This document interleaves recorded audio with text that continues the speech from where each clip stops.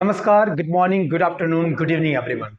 My dear student, आज की जो ये वीडियो होने वाली है ये उन सभी विद्यार्थियों के लिए होने वाली है जो विद्यार्थी मेरे से इंग्लिश सीख रहे हैं या जो विद्यार्थी इंग्लिश मेरे से सीख चुके हैं। चाहे वो किसी कॉलेज के जरिए से ट्रेनिंग प्राप्त किए हैं, चाहे वो मेरी कोचिंग के जरिए से, चाहे वो ऑनलाइन मुझे फॉलो करते हैं, इंग्लिश सीखते हैं। आज की ये क्लास उन सभी विद्यार्थियों के लिए होने वाली है। प्लीज अंत तक इस वीडियो के बने रहिएगा। ये क्लास रियली बहुत मोटिवेशन आपकी के लिए होने वाली है और बहुत कुछ आप इस क्लास में सीखने वाले हैं। टॉपिक है how to start English speaking.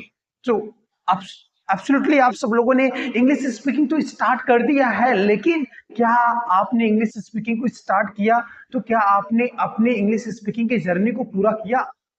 क्या जो चीज आप सीखना चाह रहे थे इंग्लिश में वो चीज आपने सीख लिया? क्या इंग्लिश स्पीकिंग आपने शुरू किया तो इंग्लिश स्पीकिंग आपको करने आ गया? क्या इन सारे क्वेश्चंस का जवाब आज इस वीडियो में आप पाएंगे और इस वीडियो के माध्यम से मैं आप लोगों को मोटिवेट करने की कोशिश करूंगा। चलिए, अगर आप इंग्लिश स्पीकिंग सीखना चाहते हो तो सबसे पहली कौन सी पॉइंट निकल करके आती है? सबसे पहली पॉइंट निकल करके आती है कॉन्फिडेंस। जी हाँ, आपके अंदर कॉन्फिडेंस होना चाहिए कि I want to speak English language, I want to just communicate with other person, I want to just communicate with myself. If you have a confidence then you can speak English language. If you don't have a confidence, then how can you speak English language? So this is very important. You need to just try to boost your confidence. If you can boost your confidence, definitely you can learn English language. English is next point is coming here, the motivation. The motivation means what? You need to just make to yourself excited. You need to just make to yourself enthusiastic. If you can just make to yourself energetic, then definitely you can learn and you can speak English language. Happiness, belief, inspiration. तो happiness का क्या मतलब है?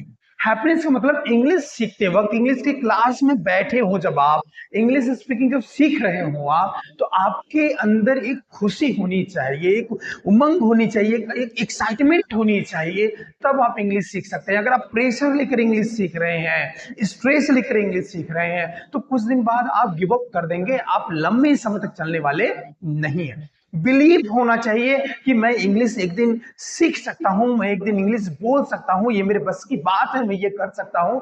If you have a believe then you can do it, if you don't have a believe then you can't do it.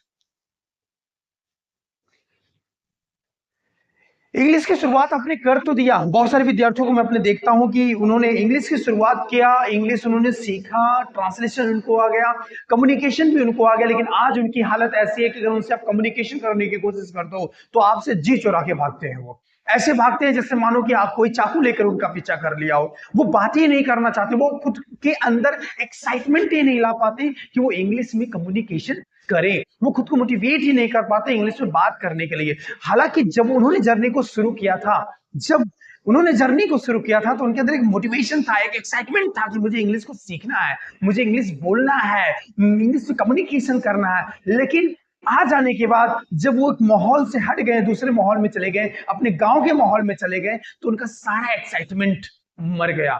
आज वो सारे English भूल गए। कुछ ही स्टूडेंट्स बचे हैं जिनको इंग्लिश अच्छी तरीके से आती है, जो अपने आप को इस तरह से ढाल लिए वो बहुत आगे निकल गए। आज वो अच्छे खासे कोर्सेज कर रहे हैं, अच्छे खासे प्रिपरेशन गवर्नमेंट के कर रहे हैं। आज कई स्टूडेंट्स मेरे टीचर्स हो चुके हैं। तो भाई कहने का मतलब ये है कि जो लोग असफल हो गए मैं उन पे फोकस करना चाहता हूं।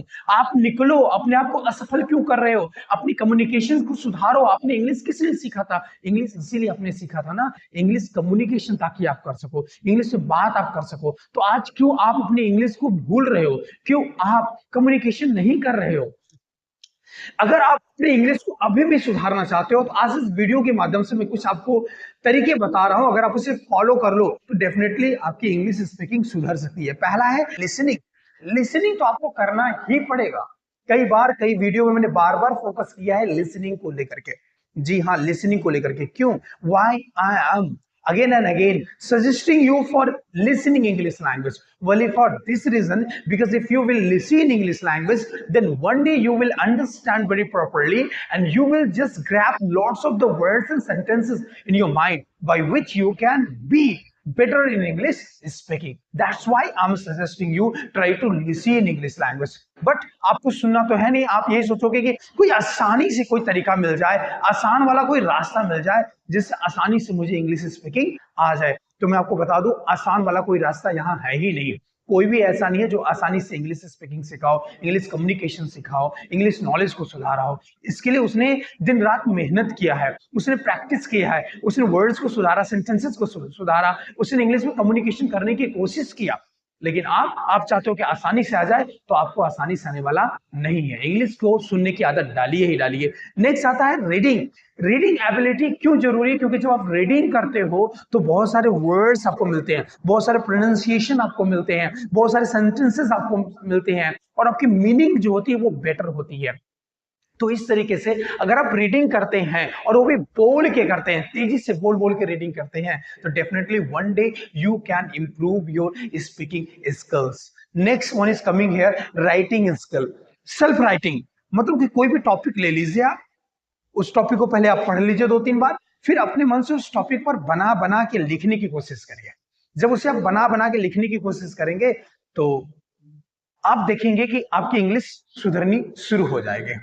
नेक्स्ट पॉइंट आपका आता है स्पीकिंग। ये लास्ट वाला जो पॉइंट आता है स्पीकिंग, ये बहुत जरूरी है, इसको आप समझने की कोशिश करिए। लास्ट वाला पॉइंट क्यों? क्योंकि अगर आप दिन रात मेहनत करके इंग्लिश सीख तो रहे हो भाई, आप ट्रांसलेशन सीख रहे हो, वर्ड मीनिंग सीख रहे हो, आप रीडिंग खूब कर रहे हो, सुन भी खूब रहे हो, लेकिन अगर आप बोल ही नहीं पा रहे हो, बोलने की कोशिश ही नहीं कर रहे हो, जब बोलने जा रहे हो आपको डर लग जा रहा है, आपको लग रहा है कि अगर बोलूंगा मेरे से ज्यादा, मेरे से अच्छा वो बोल दिया तो क्या होगा? तो भाई आप जब डरोगे तो आप स्पीकिंग कैसे कर पाओगे? How can you just start your journey of English speaking? So this is very important. If you want to speak English language, let's you try to speak, boost your confidence, don't stop to yourself and make excited to yourself for speaking and communicating in English language. If you can do it, then definitely you can speak English language. ये देखिए, मतलब कितनी लड़की को देखिए, कितनी मग्न है ये सुनने के लिए, इंग्लिश कितनी मग्न होकर के सुन रही है। ऐसे ही कुछ आप लोगों को इंग्लिश सुनने की आदत डालनी चाहिए। ठीक है, नेक्स्ट पॉइंट आपकी आती है इंप्रूव्ड अंडरस्टैंडिंग ऑफ इंग्लिश। मतलब इंग्लिश ये क्या बता रहा है यहाँ पे? ये बता रहा है कि लिसनिंग जब आप करते हो तो क्या बेनिफिट होता है। कह रहा है कि listening to English helps you to develop your listening comprehension skills which will allow you to understand spoken English more easily and help you to speak English language fastly and fluently।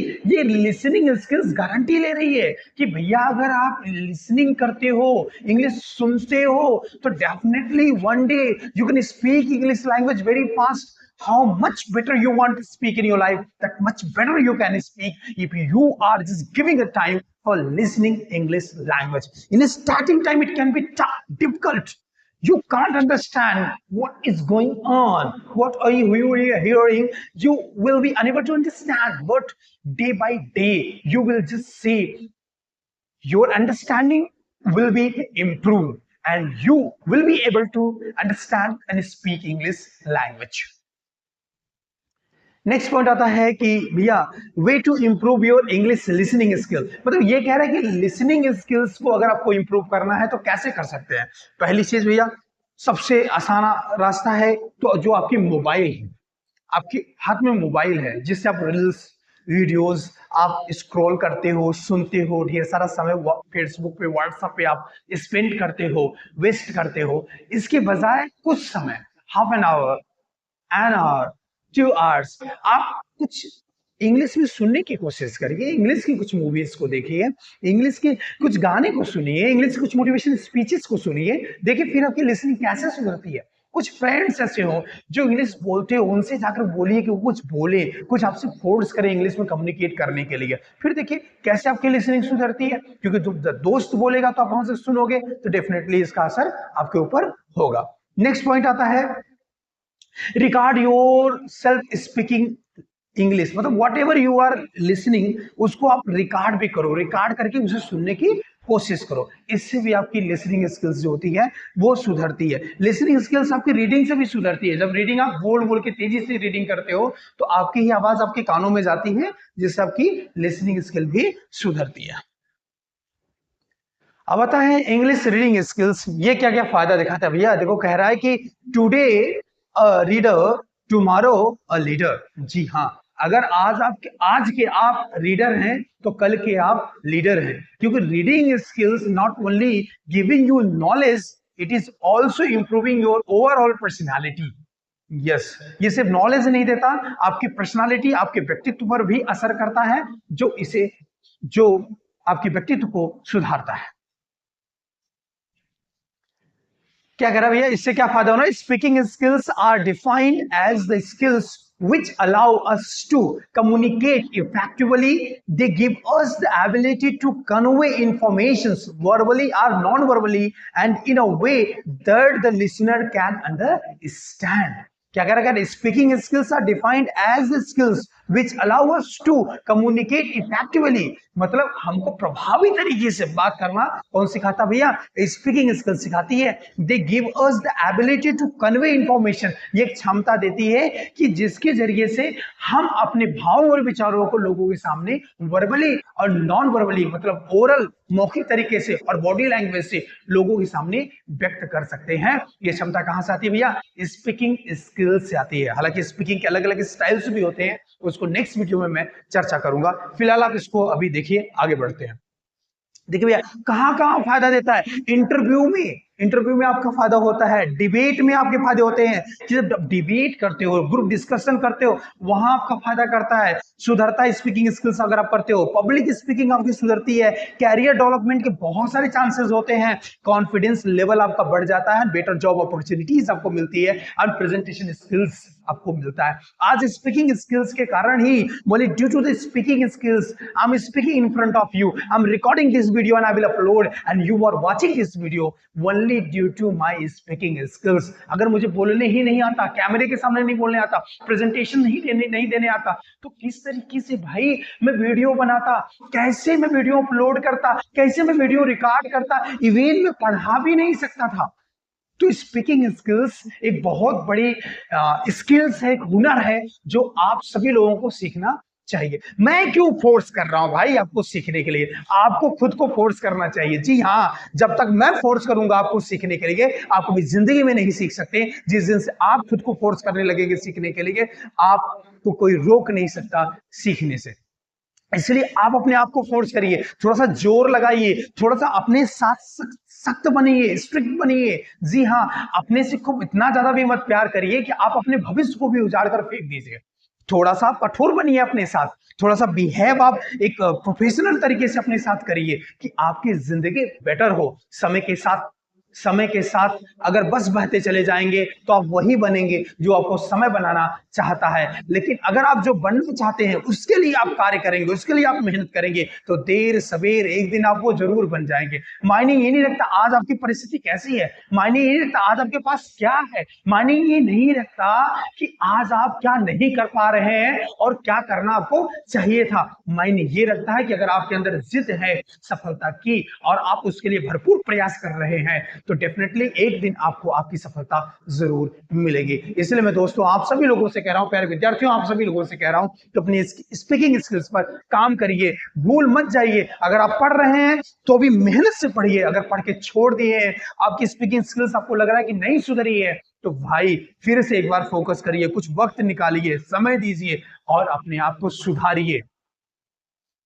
Next point निकल कर क्या आता है, ये देखिए कितनी, ये इस इमेज को देख करके जरा सा आप अनुमान लगाइए कि ये लड़की कितनी कंसंट्रेटेड लग रही है, कितना अटेंशन है मतलब रीडिंग करने का, यहाँ पे कितनी अच्छे तरीके से ये रीडिंग कर रही है। चलिए आगे बढ़ते भैया। नेक्स्ट पॉइंट यहाँ पे मैं आपको बताता हूँ, वो है राइटिंग स्किल्स।